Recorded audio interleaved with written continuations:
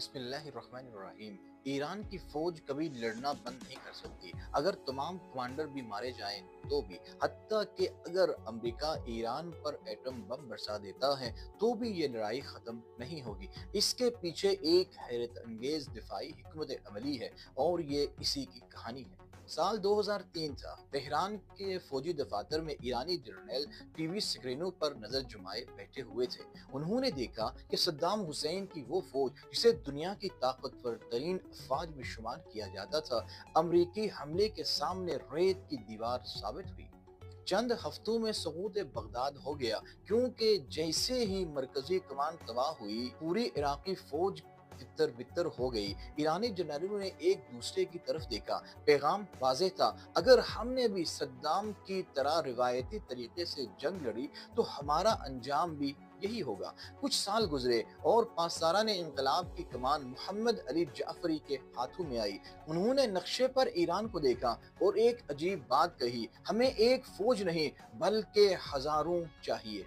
انہوں نے ایران کو ایک موزائک کی طرح دیکھا، جیسے ایک خوبصورت تصویر چھوٹے چھوٹے رنگین پتھروں سے مل کر بنتی ہے، ویسے ہی انہوں نے ایران کے ہر صوبے کو ایک خود مختار قلعے میں بدلنے کا فیصلہ کیا۔ اسے نام دیا گیا موزائک ڈیفنس یا فارسی میں دفاع موزائیکی۔ اس کہانی میں اگلا موڑ سمندر کی لہروں پر تھا۔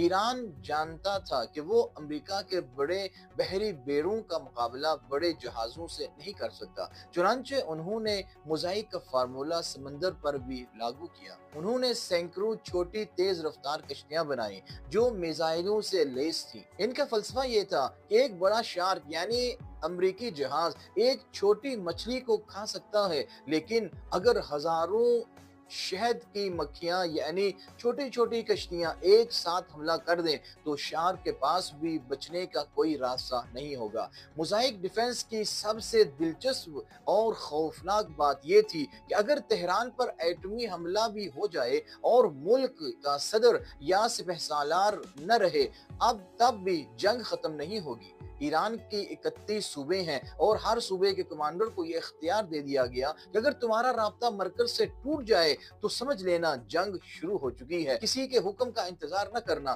بس اپنے علاقے میں موجود دشمن کو مارنا ہے۔ اس میں دشمن کے لیے مرکز کو نشانہ بنا کر فتح حاصل کر لینا ناممکن بنا دیا گیا۔ ایران نے زمین کے سینے کو چیر کر وہاں میزائل شہر بنا دیے۔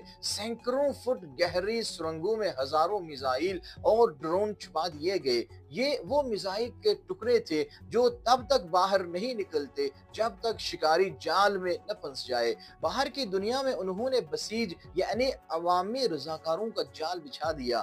ہر گلی، ہر محلے میں ایک ایسا سپاہی موجود تھا جو بظاہر عام شہری لگتا تھا، لیکن ضرورت پڑنے پر وہ موزائک ڈیفنس کا ایک مؤثر حصہ بن جاتا۔ امریکہ نے 28 فروری کو ایران پر حملہ کیا اور پہلی ہی کارروائی میں سپریم لیڈر آیت اللہ علی خامنائی اور اہم کمانڈوز کو نشانہ بنایا۔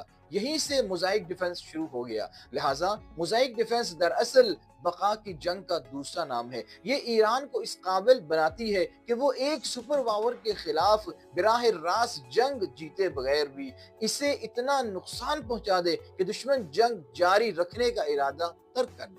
لہٰذا یہ حکمت عملی اس اصول پر قائم ہے کہ طاقت صرف مرکز میں نہیں بلکہ پورے معاشرے میں پھیلائی جائے تاکہ دشمن کسی ایک ضرب سے نظام کو مفلوج نہ کر سکے۔ یوں جنگ کا تصور روایتی میدان سے نکل کر ایک ہماگیر مزاحمت میں بدل جاتا ہے، جہاں شکست کا امکان کم اور بقا کا امکان زیادہ ہو جاتا ہے۔